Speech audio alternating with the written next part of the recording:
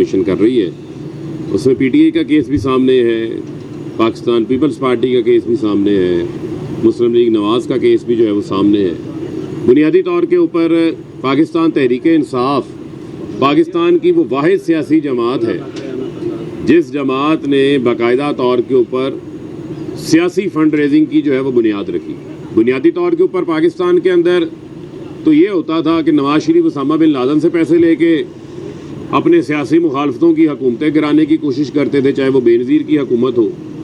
मौलाना फजल Rahman Libya से पैसे लेकर अपनी पार्टी के सेक्रेटेरिएट बना लिया करते थे। आज भी जाएं पेशावर के अंदर उनके उस सेक्रेटेरिएट के ऊपर लीबिया की तख्ती जो है वो लगी हुई है।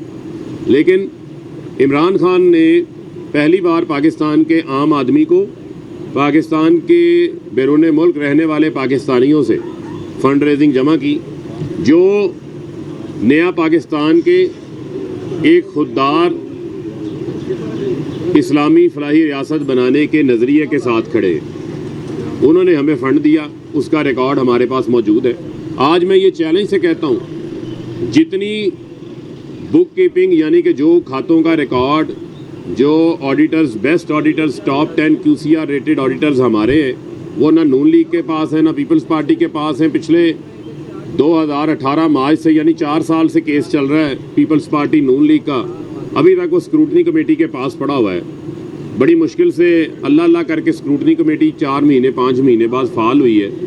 उसके बाद फिर 30 अप्रैल की डेट पड़ गई है, तो भी पीपल्स पार्टी के 64 करोड़ का नून लीग का हिसाब है, 35 करोड़ रुपए का पीपल्स पार्टी का हिसाब है। 10 जाली अकाउंटों का जवाब उन्होंने देना है, 12 अकाउंटों का नून लीग ने जवाब देना है। तो बुनियादी तौर पर हमने अपना रिकॉर्ड भी सामने रखा। आज हमारे वकील साहब ने जो स्क्रूटनी कमेटी के अंदर जिन कवानीन की डेफिनेशन को मुनासिब अंदाज से पेश नहीं किया गया था, उनके ऊपर भी बात की है और अपने केस को बेहतरीन अंदाज से जो है वो आर्गू किया है। आइंदा तारीख में भी हम आर्गू करेंगे और हम यहीं पे हैं, हम इलेक्शन कमीशन में पेश हो रहे हैं। लेकिन कौन नहीं भागता है हर बार तारीखों के पीछे, वो नून लीग है, पीपल्स पार्टी है। तो मरियम हिम्मत करें, मैं आपको चैलेंज कर रहा हूँ, बिलावल मैं आपको चैलेंज कर रहा हूँ, हिम्मत करें, आए इलेक्शन कमीशन में, अगली हेयरिंग के अंदर अपना रिकॉर्ड लेकर आएँ। यहाँ पर जिस बंदे को आप खड़ा करते हैं वो तो आज आपका इजी लोड पे चलने वाला बंदा है, तो खुद सामने आए ना। क्योंकि पिछली हेयरिंग पे तो मरियम औरंगजेब भी आ गई थी, उससे पिछली हेयरिंग में एहसन इकबाल भी आ गए थे। ज़रा मरियम भी सामने आ जाए, अकबर एस बाबर के जो सही आका हैं वो सामने आए, खुल के आए। हमारा मुकाबला उनके साथ है, अकबर एस बाबर की कोई हैसियत नहीं है। बुनियादी तौर के ऊपर आज हम इलेक्शन कमीशन में मौजूद हैं, पाकिस्तान का आईनी इदारा है। बुनियादी तौर के ऊपर आर्टिकल 224 के तहत जब भी असम्बलियाँ तहलील होंगी, इलेक्शन कमीशन ने तैयार रहना है 90 रोज़ के अंदर इंतखाबात करवाने के हवाले से। अगर कोई ज़मीनी इलेक्शन आता है तो वो 60 दिन के अंदर अंदर इलेक्शन करवाना है। अब आपके इल्म में है कि हालिया दिनों में जब असम्बलियाँ तहलील हुई, मामला सुप्रीम कोर्ट के अंदर गया, उस वक्त एक बयान सामने आया कि अक्टूबर से पहले जो है वो इंतखाबात जो है वो मुमकिन नहीं है। हमने 2017 की जो मरदमशुमारी थी, जो सेंसस था, उसकी बेस के ऊपर 2018 की हल्का बंदियाँ हुई और उसके अंदर हमने एक फुल स्टाफ भी चेंज नहीं किया। उसी को जो इंटरम मरदमशुमारी थी उसी को CCI ने जो है वो अप्रूव किया। फिर एक सूबे का एतराज़ था, वो असम्बली के जॉइंट सेशन में गया, वहाँ से भी क्लियर हो गया। अब अगर हल्का बंदियाँ करनी दरकार है जो कि फाटा की वजह से, तो वो इतना बड़ा कोई प्रोसेस नहीं है, कोई नंबर्स चेंज होने। वो किसने करनी है, किसकी ज़िम्मेदारी है, किसकी आईनी ज़िम्मेदारी है, वो इलेक्शन कमीशन की ज़िम्मेदारी है। अब ये नहीं हो सकता कि आज ऐलान हो जाए और आइन कहता और 90 रोज़ के अंदर इंतखाबात करने हैं और आप कहें कि हम 7 माह से पहले इंतखाबात नहीं करवा सकते। तो उस वक्त फिर बहुत सारे पाकिस्तान की आवाम के जहनों के अंदर सवालात जो हैं वो उठते हैं। और मैं समझता हूँ कि पाकिस्तान का हर आईनी इदारा अपनी ज़िम्मेदारी पूरी करने के लिए उसको हर वक्त हमातन तैयार रहना चाहिए। अगर कोई दुश्मन मुल्क हमला करता है, हमारी फ़ौज पाकिस्तान जो हमारा फ़ख्र है वो हर वक्त उस हमले का मुंह तोड़ जवाब देने के लिए तैयार रहते हैं। वो ये तो नहीं सोचेंगे कि हमारी तैयारी नहीं है, हमारे ऊपर को हमला कर गया। इसी तरीके से इसी तरह ज़िम्मेदारी है, ये बुनियादी ज़िम्मेदारी है। आइन के आर्टिकल 17 के अंदर लिखा हुआ है कि बुनियादी ज़िम्मेदारी है साफ़ और शफाफ इंतखाबात इलेक्शन कमीशन ने करवाने। ये इलेक्शन कमीशन की ذمہ داری ہے. اور جو ملک کے اندر حالات ہیں، جس طرح ایک بیرونی سازش کے تحت پاکستان کے اندر ایک امپورٹڈ حکومت کو جو ہے وہ نافذ کیا گیا ہے، ایک ایسا کرائم منسٹر بیرونی سازش کے تحت پاکستان کے اندر لا کر بٹھایا گیا ہے جس کے منہ میں زبان ہی نہیں ہے. کل بھارت اور امریکہ سے بیان آتا ہے کہ پاکستان دہشت گردوں کے خلاف کارروائی کرے. آج تک ہمارے ملک سے جو کرائم منسٹر بیٹھا ہے ان کی کانپیں ٹانگ رہی ہیں، وہ جواب دینے کے قابل ہی نہیں ہے. یعنی کہ ان کے اندر اتنی ہمت ہی نہیں پیدا ہو رہی کہ وہ اس کا جواب دیں، کیونکہ یہ تو ڈو مور کے لیے لائے گئے ہیں، یہ تو ان کی پراکسی ہیں، یہ تو وہ جو کہیں گے اس کے اوپر منوان عمل درآمد کروائیں گے. پاکستان کے اندر عمران خان کے دور میں ایک ڈرون حملہ نہیں ہوا، ان کے دور میں 400 ڈرون حملے ہوئے، بیسز دیے ہوئے تھے، بلیک واٹر یہاں پر آئی ہوئی تھی، کس طرح ویزے جاری کیے گئے تھے، یہ کسی کو بھول چوک ہے. اور آپ یہ دیکھیں کہ عمران خان نے ایبسولوٹلی ناٹ کہا تو بڑا شور ڈل گیا. عمران خان نے ایبسولوٹلی ناٹ کیوں کہہ دیا؟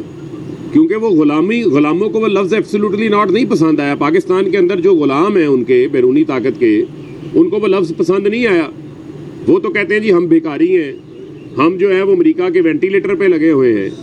تو اسی سوچ کو مسترد کرنے کے لیے پاکستان کی عوام بڑی تعداد میں باہر نکلے عمران خان کے ساتھ، اور آج اس کا عملی مظاہرہ پشاور کی جو عوامی رابطہ مہم ہے اس سے ہونے جا رہا ہے. اور ہمارا ایک ہی مطالبہ ہے، فوری صاف اور شفاف انتخابات اس ملک کے اندر ضمانت ہے ملک کی سیاسی اور معاشی استحکام کے لیے. یہ جو کمپنی ہے یہ پہلے روز ہی ڈیفالٹ کر چکی ہے، یہ ناکام حکومت ہو چکی ہے. جس کرائم منسٹر کو پہلے روز پارلیمنٹ لاجز کے اتحادیوں کے چکر لگانے پڑ جائیں تو اس کی کوئی اخلاقی طاقت اس کے پاس موجود نہیں ہے. تو بنیادی طور کے اوپر ملک کو استحکام کی طرف لے کے جانا ہے تو ملک کو انتخابات کی طرف لے کے جانا ہے. اور ہر پاکستانی اس وقت کہہ رہا ہے، پکار رہا ہے کہ میرا ووٹ کراؤ. یہ کہتے تھے ضمیر فروشوں کا ووٹ کراؤ، پاکستانی کہہ رہے ہیں ہاں الیکشن کے اندر میرا ووٹ کراؤ، میں نے فیصلہ کرنا ہے، میں جمہور ہوں، میں نے بتانا ہے کہ پاکستان کا وزیر اعظم اور وزیر اعلیٰ کون ہوگا. اور معاملہ جو ہے وہ سپریم کورٹ کے چیف جسٹس کو ڈپٹی اسپیکر نے کابینہ کے بعد جب ڈی کلاسیفائی ہو کے وہ لیٹر دھمکی امیز خط جس میں عمران خان کی حکومت کو ہٹانے کے حوالے سے بار بار ذکر آیا اور پاکستان کے ساتھ بہترین تعلقات کو عمران خان کی حکومت کو گرانے کے ساتھ جوڑا گیا، ووٹ آف نو کانفیڈنس کی کامیابی کے ساتھ جوڑا گیا، ناکامی کے صورت میں دھمکی دی گئی کہ پاکستان کو بڑے سنگین نتائج کا سامنا کرنا پڑے گا. اور ان کو یہ بھی پتا تھا کہ کون آ رہے ہیں. انہوں نے کہا کہ اگر کامیاب ہو گئی تو پاکستان کے ساتھ حالات نارمل ہو جائیں گے، کیونکہ چیری بلاسم کی حکومت آنے والی تھی. تو بنیادی طور کے اوپر اب وہ letter supreme court of Pakistan کے پاس پہنچ چکا ہے، چیف جسٹس آف پاکستان کے پاس پہنچ چکا ہے. پاکستان کی عوام اپنی خودداری کے لیے، ملکی سالمیت کے لیے، قومی غیرت کے لیے غلامی کو مسترد کر چکے ہیں، اس امپورٹڈ حکومت کو مسترد کر چکے ہیں. ہمارا مطالبہ ہے، میں اسے دہرا رہا ہوں دوبارہ، کہ سپریم کورٹ کے تحت ایک آزاد کمیشن بنے جو اس خط کی تحقیقات کرے. یہ جو مگرمچھ کے آنسو بہا رہے ہیں کرائم منسٹر آف پاکستان، جن کے مقصود چپڑاسی کا جواب ان کے پاس نہیں ہے، جو پاپڑ والے فالودے والے کے تحفظ کے لیے اپنے اتحادیوں کے لیے آئے ہوئے ہیں، وہ کرائم منسٹر آتے ساتھ جو پہلا حکم دیتا ہے وہ عدالتی مفرور جس کو کرپشن کے اوپر سزا ہوئی ہے، کہتا ہے اس کو سفارتی پاسپورٹ دے دیں. یہی وجہ ہے کہ ہم چوروں کی حکومت کے خلاف ہیں. یہی وجہ ہے کہ پاکستان کی عوام سڑکوں پہ نکلی ہوئی ہے.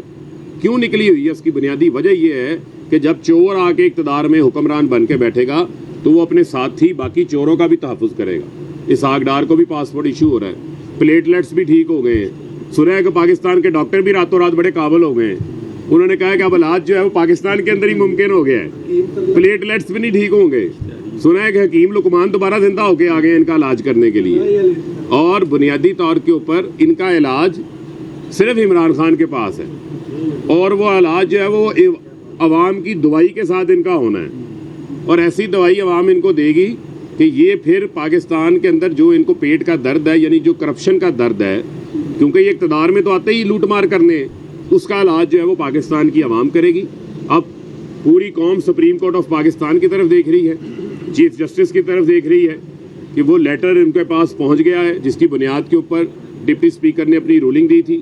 شہباز شریف نے وہ لیٹر اسد کیسر اسپیکر کی قومی اسمبلی میں آفر کے باوجود نہیں دیکھا. قومی اسمبلی کی قومی سلامتی کمیٹی میں جا کے انہوں نے نہیں دیکھا.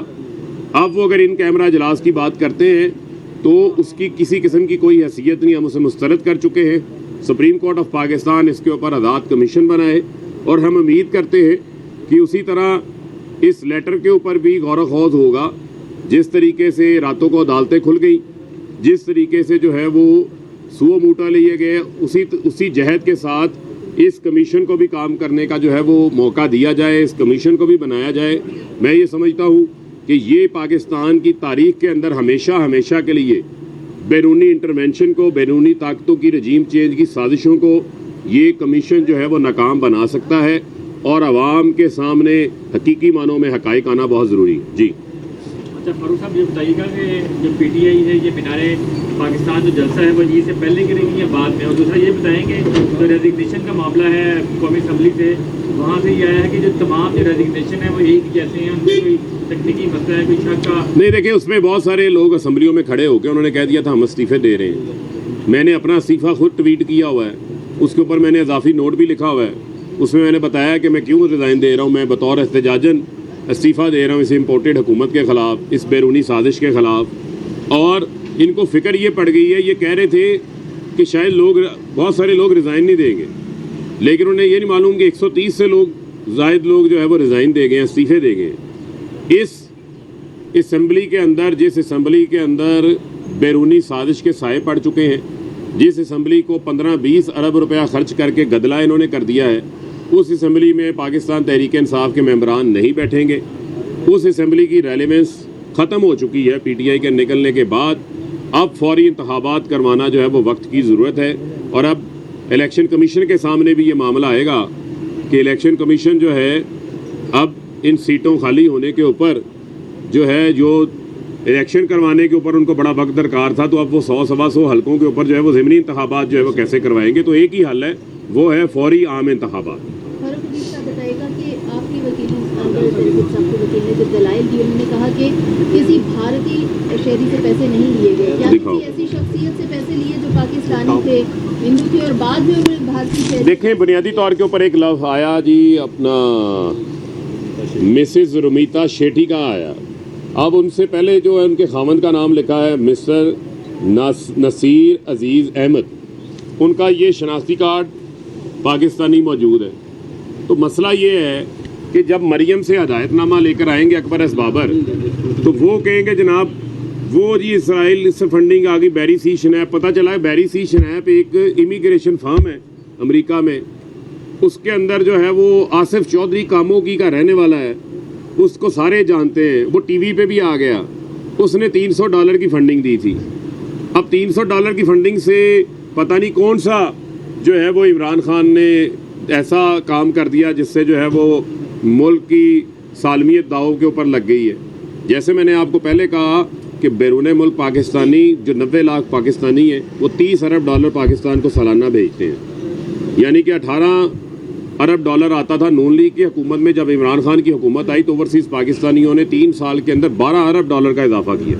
تقریباً اس کے اندر 60% اضافہ ہوا فارن ریمیٹنسز کے اندر. تو لہٰذا یہ باتیں کہنا یہ اوورسیز پاکستانیوں کو ڈسکریڈٹ کرنے والی باتیں. بہت شکریہ.